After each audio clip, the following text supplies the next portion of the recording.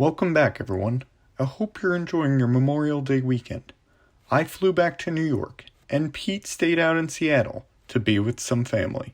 This week, we are recapping games 4 through 6, with trade and injury reports flowing through from around the league. We've decided to spotlight a few teams.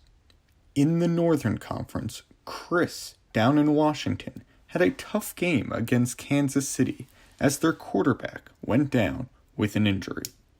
Deshaun Ishmael was ruled out for their game against San Francisco. You can clearly see the impact this had on the team, suffering 2 losses this week.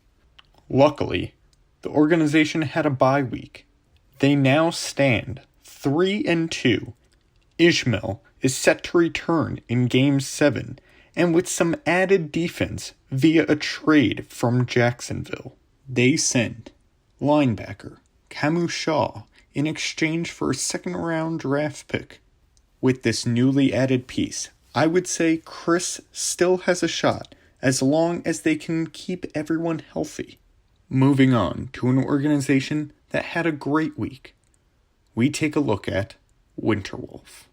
All 3 games resulting in a win this week against Baltimore, Jacksonville, and Kansas City. Game 4 against Baltimore showed great promise in the offense, as they only missed a single 2-point conversion. Regardless of a struggling defense, Winterwolf was able to pull out a win. The confidence they had after that game resulted in an almost blowout win at home against Jacksonville. Following that, Kansas City was able to put up a great effort, but Winterwolf was able to prevail. It's always great to see a veteran organization like this one doing so well against 3 of the toughest teams. Winterwolf remains 6-0. Speaking of another veteran team, the Philadelphia Soul cut their rookie quarterback following Game 6 against Green Bay. Most of us in the studio were very shocked by this news, since the organization is currently 6-0. The Philadelphia Soul pick up free agent Justin Gilbert as his replacement. We sent our camera crews down to Philadelphia for an exclusive interview with Justin. Do I feel bad for the kid? I mean, not really. Clearly, the organization saw something in me, and no offense, but I'm not a rookie. I've been around for a few years now. Finding an experienced free agent like myself is rare. I truly believe I have the potential to become a 5-star player. I'm just happy that an organization like this one sees what I'm trying to accomplish and will help me become the very best I can be. Well, we can't wait to see him take the field in the weeks to come. Let's cap this weekend off with the official standings from around the league.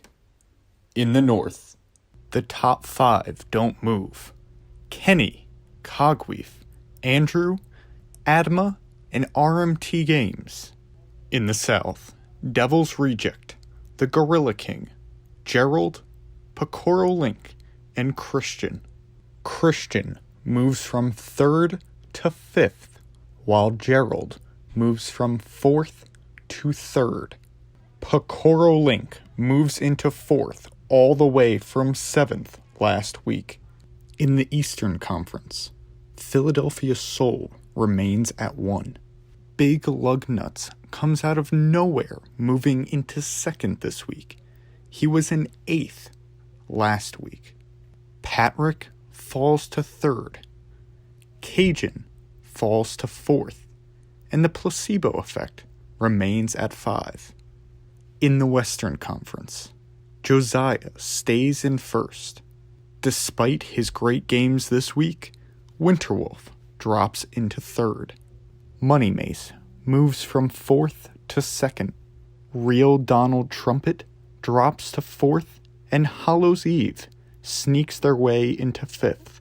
Well, that does it, folks, for this Memorial Day edition of RetroBowl News. We hope to see you again next week.